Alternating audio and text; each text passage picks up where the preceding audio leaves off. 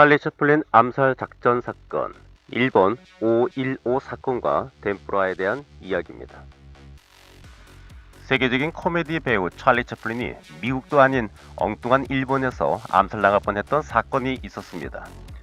일본에서 5.15 사건은 2.26 사건과 함께 제국주의 길로 들어선 쿠데타로 유명한데, 이때 찰리 채플린 암살 사건이 벌어졌던 것입니다. 그러나 찰리 채플린은 덴프라와 스모 덕택에 살아날 수 있었습니다. 1930년대는 매우 급박하게 돌아가는 시대였습니다. 유럽은 제1차 세계대전이 끝난 뒤 10여 년이 된 상황에서 경제 회복이 급선무였지만 미국의 보호무역주의 때문에 세계 대공황이 시작되었습니다. 전 세계적인 경제 침체로 기업들이 망하고 민심이 흉흉해졌습니다. 일본은 이때 중국을 침략해서 만주 사변을 일으키고 제국주의를 강화하는 중이었습니다. 찰리 채플린 암살 사건 또는 찰리 채플린 덴프라 사건으로도 유명한 5.15 사건은 1932년에 일어났습니다. 영국인이었던 찰리 채플린은 미국 코미디의 대배우로 성장하여 1925년에 황금광 시대, 1931년에 시티 라이트 등으로 최후의 전성기를 누리고 있었습니다. 유성영화로 바뀌는 시점에 끝까지 무성영화를 고집하며 시티 라이트를 찍은 찰리 채플린은 휴식을 위하여 일본 여행을 갔습니다. 그런데 이때 일본의 국내 사정은 복잡했었습니다. 당시 일본 정치는 보수당인 입헌 민정당이 집권하고 있었는데, 세계 대공황으로 경제가 나빠지면서 지도층에 대한 불신이 높아졌습니다. 더구나 제1차 세계대전 후 해군 무기를 제한하려고 했던 런던 해군 군축 조약에 총리가 서명하면서 일본 군부의 불만도 높았습니다. 찰리 채플린 암살 작전의 이유는 이렇게 시작된 것입니다. 사실 군부의 젊은 장교들은 런던 해군 군축 조약에 서명한 총리를 죽이려고 했었습니다. 그런데 선거에서 패배하며 또 다른 보수당인 입헌 정우회가 집권하자 이 당의 내각 총리 대신인 이카누이 츠요시를 죽이기로 계획을 바꾸었습니다. 입헌 정우회는 이토 히로무미가 창당한 당입니다.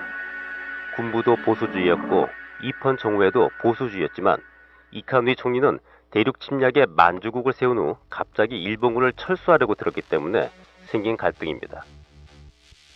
1930년대 일본 정치는 더욱 극우 보수주의로 빠져들었지만 그래도 이누카이 총리 때까지만 해도 정당 정치에 의해 처리하려고 했었습니다. 하지만 일본 군부는 더욱 강경한 제국주의를 원했고 결국 5.15 사건에서 젊은 해군 장교와 육군 사관생도가 이누카이 총리를 암살하면서 군부 정치로 바뀌게 됩니다. 그런데 이 5.15 사건에는 엉뚱하게 미국 명배우 찰리 채플린 암살 작전이 포함되어 있었던 것입니다. 찰리 채플린은 일본 여행을 좋아했고 여러 번이나 방문을 했었습니다. 찰리 채플린은 덴프라를 매우 좋아해서 덴프라 전문점인 하나초에 들리곤 했었습니다. 덴프라의 어원은 라틴어인 템포라에서 생겼으며 원래는 포르투갈의 고기 음식이었습니다. 이것이 일본으로 들어오며 해산물을 넣은 튀김 음식으로 변한 것입니다.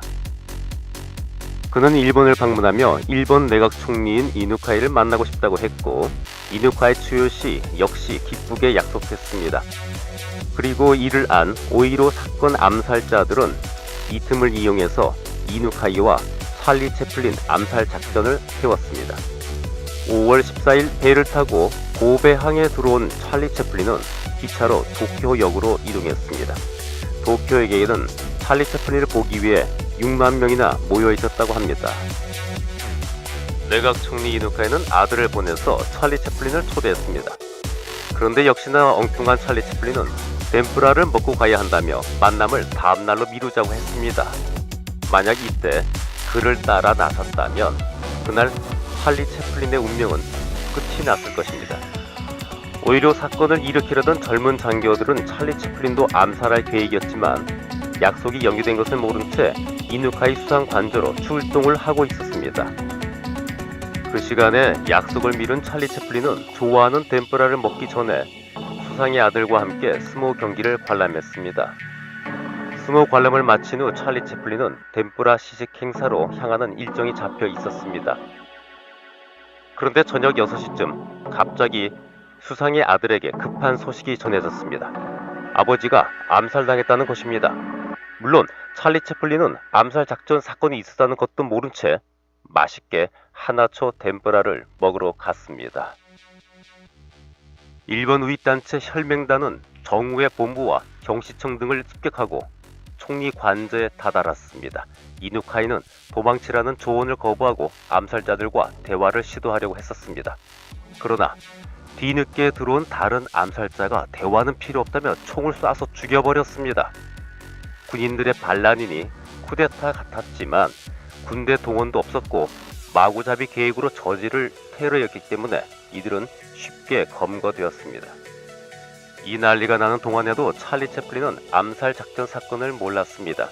일본 총리와의 만남보다 덴뿌라 시식이 먼저였던 그는 좋아하는 새우 덴뿌라를 그 자리에서 32개나 먹어치우는 모습을 보였습니다. 한 나라의 지도자와의 만남보다 맛있는 새우 덴뿌라를 우선시한 그의 선택 덕분에 목숨을 살릴 수 있었던 것입니다. 그 후 찰리 채플린은 1936년 모던 타임즈라는 걸작도 만들어낼 수 있었습니다. 놀라운 것은 수상을 죽인 주동자 11명에 대한 재판에서 집행유예, 훈방조치 및 생각보다 가벼운 징역형이 내려졌다는 것입니다. 무려 35만 명이나 되는 사람들이 구명 탄원 서명을 했기 때문입니다. 한편으로는 어려운 경제난과 썩어 빠진 정치에 대한 국민의 실망이 드러난 사건이기도 하지만 일본 전체가 극우 보수화되어 더 강경한 정치 세력을 원했던 것도 지나칠 수 없는 부분입니다. 5.15 사건은 2.26 사건과 함께 일본이 제국주의 길로 들어서는 큰 사건입니다. 그러나 진보적인 세력과 보수적인 세력의 대결이 아니라 보수적인 세력끼리 누가 더 극우 보수 세력인가를 두고 싸운 사건입니다. 이 사건 이후로 일본 정치는 군부 세력이 들어서면서 완전히 국가 사회주의로 들어섰습니다. 즉 제2차 세계대전의 태평양 전쟁의 발판이 마련된 것입니다.